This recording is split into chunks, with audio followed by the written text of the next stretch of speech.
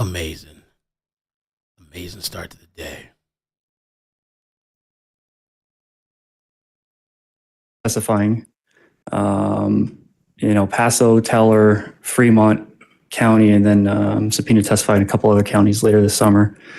And out of the 30, I think there's only 2 where I wasn't endorsed. One was in front of a grand jury for an organized crime case, and the other was for a social media thing I did. So at least 28 times of expert testimony? Yes. Each one of those times that you named off several counties, are those Colorado counties? They are. Sorry, guys. All of your expert testimony, has it been in the state of Colorado? Yes. Okay. What disciplines have you testified as an expert in Colorado? Call detail records analysis, cell phone analysis, No closed caption. cell phone location analysis, whether that's the device itself or some of the apps that are on the cell phone. And then that covers the wide range of things I do. Okay. As it relates to your training experience and education and your application to this particular case, did you use skills as it relates to cell phone data analysis? I did. And then also skills as it relates to crime analysis? I did. At this time, Your Honor, I'd move to qualify Mr. Clark as an expert witness in cell phone data analysis and crime analysis. Defense? Objection. Witness will be so qualified. Go ahead. Sorry, guys. Mr. Clark, I want to start out with just some basic stuff. Did you get a chance to go out to 6627 Mandan Drive, the location where the Stauch family was living in January of 2020? I did. Is that location in El Paso County, Colorado? It is.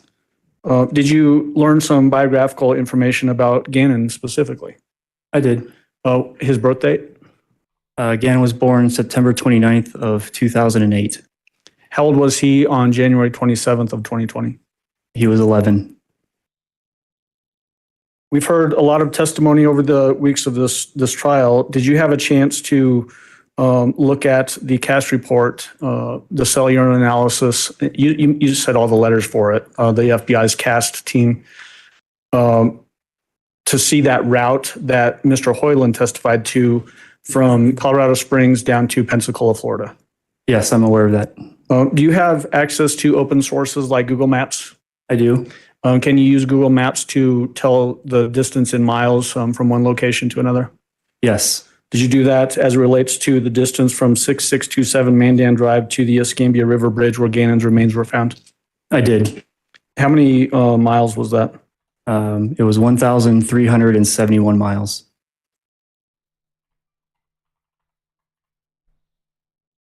We heard some testimony when Harley Hunt was on the stand, and there was an exhibit admitted, exhibit number 205. There was some question about the maybe Nicole as it relates to the defendant's phone. Do you remember that testimony? I do. Does your expertise in cell phone data analysis allow you to explain that issue to the jury? It does. Would it help to pull that exhibit up on the TV? Sure, it'd probably help the jury. Okay. Okay, we're back. Or if I could have the TV turned on, I'm going to pull up People's Exhibit number 205. Are you doing this from the podium? Yes, sir.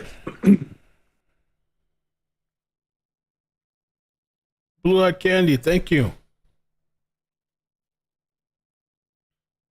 So, Mr. Clark, I've got the first page of Exhibit 205 up on the screen behind you, or to your right, I guess. And you can see, let me zoom in actually a little bit on this.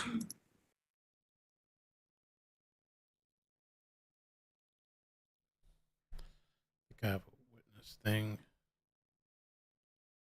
And we're looking at the participants section of that first page. There's 2 phone numbers there. Are you familiar with those 2 phone numbers? I am. The first phone number that ends in 7460, who do you know that phone number to belong to? That belonged to the defendant while in Colorado. And then the other phone number that ends in 3486, who do you know that phone number to belong to? It belongs to Harley Hunt, the defendant's daughter. So as we look at where it says maybe Nicole, there's an asterisk there. Can you tell the jury how that particular maybe Nicole is created in a phone? So this is a iPhone function, specifically a Siri function. And so when you activate a phone, there's a place to insert a name. You name the device. And at the time of activation, this field wasn't completed. And so Siri gives a best guess as to what the name could be. The reason why you see daughter under Harley Hunt's number is because this download is from the defendant's phone. And so it's from the defendant's phone's perspective. And so all the contacts with associated numbers in the defendant's phone is how they were named and stored. And so Harley Hunt is the defendant's daughter. And so the defendant named Harley's phone number daughter in her phone. Now the maybe Nicole part is Siri just combing through trying to insert something.